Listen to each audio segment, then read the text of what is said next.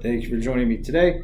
In this video, as with the previous ones in this series, I'll be reading a paragraph in this case, and embedded within that are errors related to punctuation, spelling, grammar, verb tense, and the like. You'll be on the lookout for these errors. It'll start by me reading you the paragraph, stepping out of the way, asking you to pause the video to reread it independently, make your corrections, and then once you're ready, or you feel as though you're ready, you found them all, you'll resume, and then we'll correct them together to see if your corrections align with my own. And of course, if you have something different, you're welcome to leave those in the comment section below. But first, let's go ahead and dive in. I'll read it. Here I am, Anne knows whose owner pick all the times. Why can't I be a ear? At least then I wouldn't always have a finger looking for gold bother me. Okie doke. Kind of a weird one. But, I'll step out. Go ahead and pause the video here. Resume when you're ready. Okie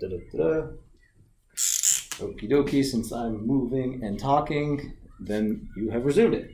All right. Beginning of a sentence should always start with capital. So here is the phonetics. Well, it's not phonetic. It's a homophone for a word I intend to use, which is the position of a noun in space, as in here to refer to a location. Instead, I have auditory, right? Like I hear something.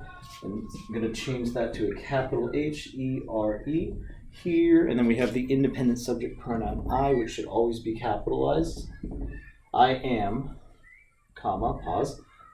Anne knows. Notice that the noun following this general article begins with a consonant, which means the general article itself should be an A, meaning the rule is such that if you're going to use a general article like a or an, you decide between the two depending on what the next word begins with. In this case, like I mentioned, it's a consonant, which means you have to use a instead of an. So a knows, as opposed to a vowel, in which case you would use the n or an. So here I am, a knows, whose, here we have the contraction of who is. Instead I want the possessive, right? Whose, W-H-O-S-E. Owner, right? The owner of the nose. So here I am, a nose whose owner pick all the times. Picks, so like present progressive, all the time, right? Period. Why can't I? This is going to be the start of our next clause or next sentence. So why, which means we have to capitalize it. Why can't? Now here I want the contraction of can and not, and you join those two words using an apostrophe to remove or to replace one of the missing letters between the two words you're adding.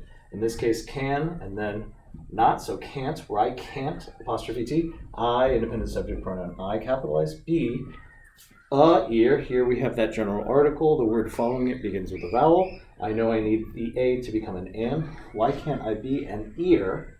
Question mark. Though it may be a rhetorical question, it's still an interrogative, which means I need to have that question mark.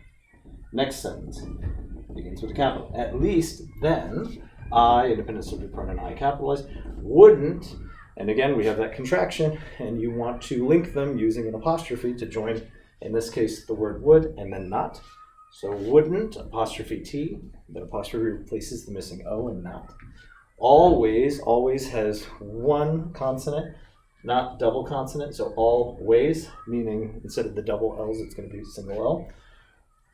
I wouldn't always have a finger looking for gold bother me, period.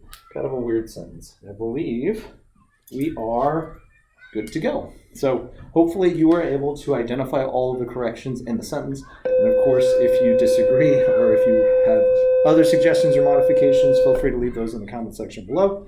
Apart from that, I look forward to working with you in the next one. Alrighty.